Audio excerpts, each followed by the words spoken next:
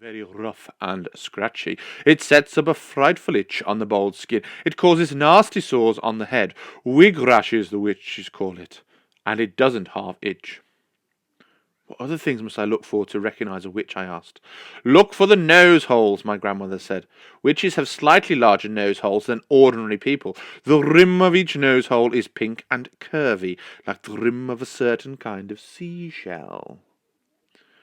Why do they have such big nose holes? I asked. For smelling with, my grandmother said. A real witch has the most amazing powers of smell. She can actually smell out a child who is standing at the other side of the street on a pitch-black night. She couldn't smell me, I said. I've just had a bath. Oh, yes, she could, my grandmother said. The cleaner you happen to be, the more smelly you are to a witch. That can't be true, I said. An absolutely clean child gives off the most ghastly stench to a witch, my grandmother said. The dirtier you are, the less you smell. But that doesn't make sense, Grandmama. Oh, yes, it does, my grandmother said. It isn't the dirt that the witch is smelling. It is you.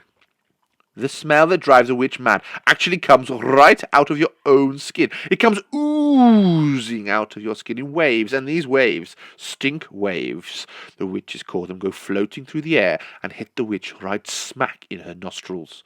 They send her reeling. Now, wait a minute, Grandmama.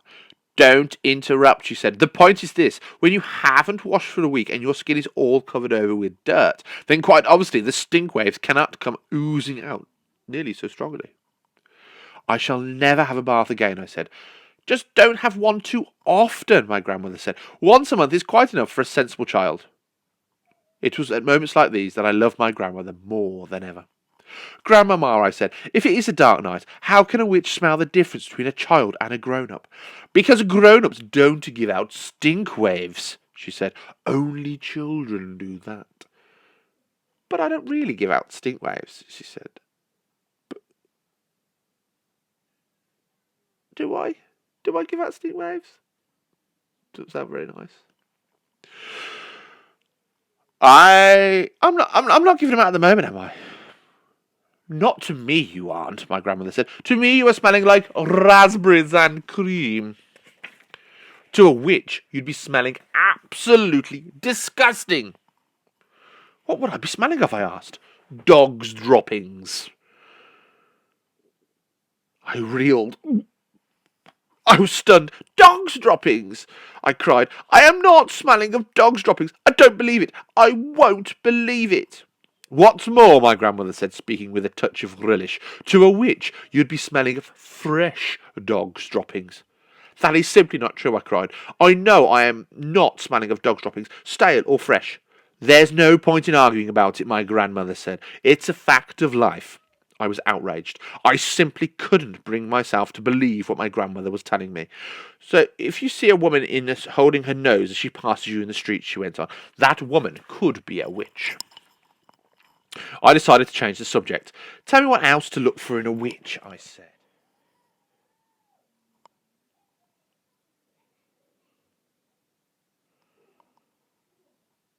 The eyes, my grandmother said. Look carefully at the eyes, because the eyes of a real witch are different from yours and mine. Look in the middle of each eye where there is normally a little black dot. If she's a witch, the black dot will keep changing colour, and you will see fire, and you will see eyes dancing right in the very centre of the coloured dot. It'll send shivers running all over your body. My grandmother leaned back in her chair and sucked away contentedly on her foul black cigar. I squatted on the floor, staring up at her, fascinated. She was not smiling. She looked deadly serious. Are there any other things? I asked her. Of course there are other things, my grandmother said. You don't seem to understand that witches are not actually women at all. They look like women, they talk like women, and they are able to act like women. But in actual fact, they are totally different animals. They are demons in human shape. That is why they have claws and bald heads and queer noses and peculiar eyes, all of which they have to conceal as best they can from the rest of the world. What else is different about them, Grandmama? The feet, she said. Witches, not watches, witches, never have toes. No toes, I cried. Then what do they have? They just have feet, my grandmother said. The feet of square ends with no toes on them at all.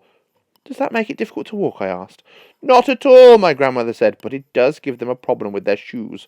All ladies like to wear small, rather pointed shoes, but a witch whose feet are very wide and square at the ends has the most awful job and squeezing her feet into those neat little pointed shoes. Why doesn't she wear wide, comfy shoes with square ends? I asked. She dare not, my grandmother said. Just as she hides her boldness with a wig, she must also hide her ugly witch's feet by squeezing them into pretty shoes. Isn't that extremely uncomfortable? I said.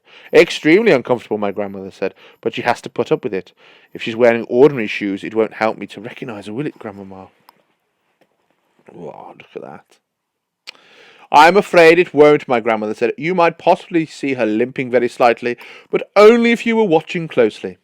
Are those the only differences then, Grandmama? There's one more, my grandmother said. Just one more. What is it, Grandmama? Their spit is blue. Blue, I cried. Not blue. Their spit can't be blue. Blue as a bilberry, she said. You don't mean it, Grandmama. Nobody can have a blue spit. Witches can, she said. Is it like ink? I asked. Exactly, she said. They even use it to write with. They use those old-fashioned pens that have a nib. They simply lick the nib. Can you notice the blue spit, Grandmama? If a witch was talking to me, would I be able to notice it? Only if you looked carefully, my grandmother said. If you looked very carefully, you'd probably see a slightly bluish tinge on her teeth, but it doesn't show much. It would if they spat, I said. Witches never spit, my grandmother said. They daren't. I couldn't believe my grandmother would be lying to me. She went to church every morning of the week, and she said grace before every meal. And somebody who did that would never tell lies. I was beginning to believe every word she spoke. So there you are, my grandmother said. That's about all I can tell you. None of it is very helpful. You can never still be absolutely sure whether a woman is a witch or not just by looking at her.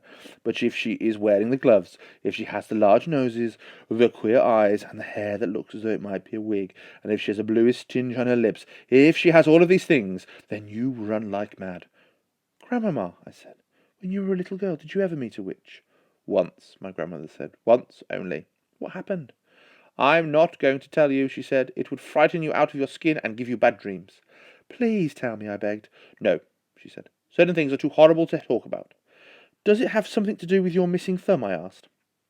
Suddenly her old wrinkled lips shut tight as a pair of tongs, and the hand that held the cigar, which had no thumb on it, began to quiver very slightly.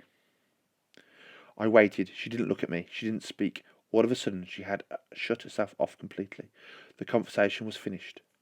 Good night, Grandmama, I said, rising from the floor and kissing her on the cheek. She didn't move. I crept out of the room and went to my bedroom.